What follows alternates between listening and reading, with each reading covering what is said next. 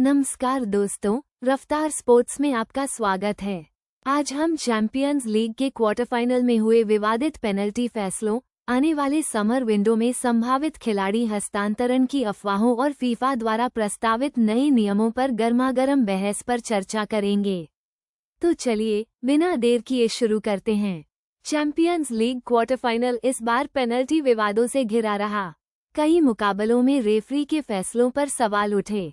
विशेष रूप से Manchester city और रियल मैड्रिड के बीच हुए मैच में एक विशेष पेनल्टी को लेकर प्रशंसकों और विशेषज्ञों के बीच तीखी बहस छिड़ गई।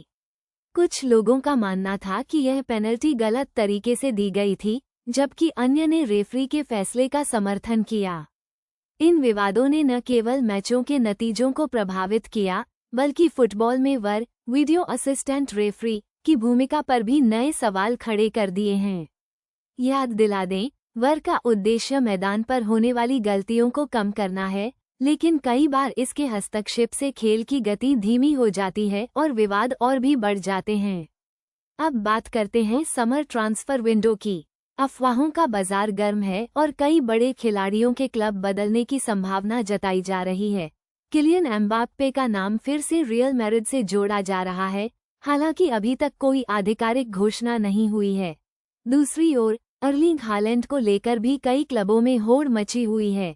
ये भी सुनने में आ रहा है कि लिवरपूल अपने मिडफील्ड को मजबूत करने के लिए कुछ बड़े नामों पर नजर रख रहा है।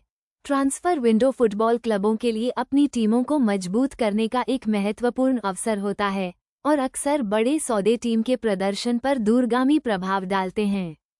ट्रांसफर विंडो में होने वाले खर्चों को देखें तो पिछले कुछ सालों में इसमें काफी बढ़ोतरी हुई है और ये देखना दिलचस्प होगा कि इस बार कौन से क्लब सबसे ज्यादा पैसा खर्च करते हैं। अंत में आइए फीफा द्वारा प्रस्तावित नए नियमों पर एक नज़र डालते हैं। फीफा फुटबॉल को और अधिक आकर्षक और निष्पक्ष बनाने के लिए लगातार नियमों में बदलाव करता रहता है। इस बार ऑफसाइड के नियम में बदलाव का प्रस्ताव है, जिसके तहत क्लियर डेलाइट की परिभाषा को और स्पष्ट किया जाएगा।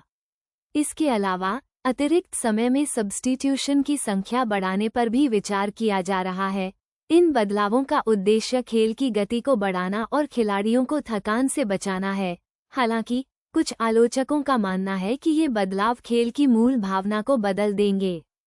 फीफा का कहना है कि इन प्रस्तावों पर विचार विमर्श जारी है और जल्द ही इस पर अंतिम फैसला लिया जाएगा। फुटबॉल के नियमों में बदलाव एक सतत प्रक्रिया है और हमेशा ही इस पर अलग अलग राय सामने आती रहती हैं। तो दोस्तों, ये थे आज के रफ्तार स्पोर्ट्स के मुख्य समाचार। चैंपियंस लीग के विवादित फैसलों से लेकर ट्रांसफर विंडो की अफवाहों और फीफा के नए नियमों तक हमने हर पहलू पर विस्तार से चर्चा की। उम्मीद है आपको ये जानकारी पसंद आई होगी। ऐसे ही रोमांचक खबरों और विश्लेषण के लिए रफ्तार स्पोर्ट्स से जुड़े रहें। धन्यवाद।